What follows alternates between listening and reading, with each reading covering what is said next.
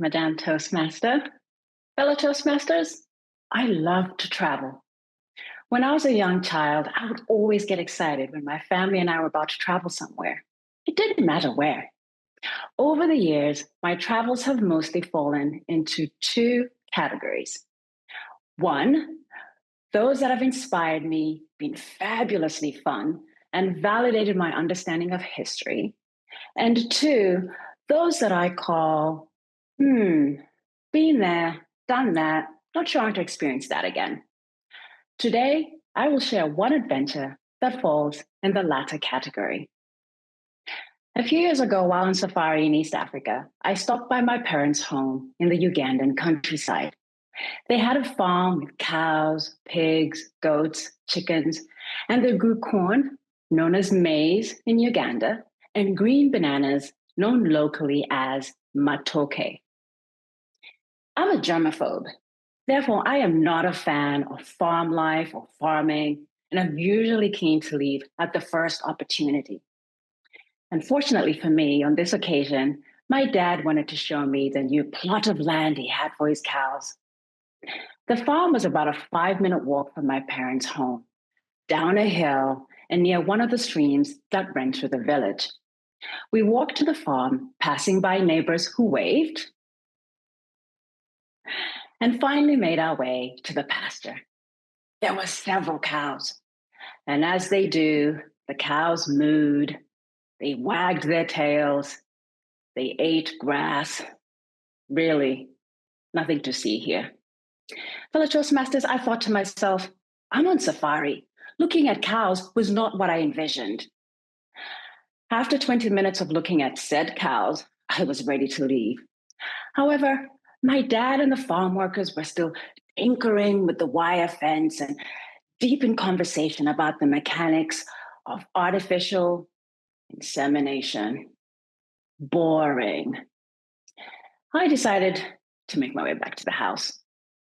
On the way, I bumped into my mom, who was pruning banana trees and collecting bunches of bananas to take back to the house and to share with the neighbors. She asked me to help her, and I obliged, putting on gloves because, yuck, who needs any of that banana tree goo on their hands? After what felt like an hour of working on the banana trees, my mom was finally ready to head back to the house. The farm workers were tasked with taking the bananas to the house, much to my relief. The thought of carrying bunches of bananas was definitely not my idea of a workout, strength or otherwise. As Mom and I made our way to the house, we encountered a cow. Actually, it was a bull. I'm no expert in the demeanor of cows. However, he seemed agitated. Mom wasn't bothered by any of this and casually walked past him. I attempted to follow her lead, but I must have been really dreadful at it because something about me either caught his attention or irritated him, or both, because he started following us menacingly. I quickened my pace and signaled to my mom to do the same. She did, and so did the bull.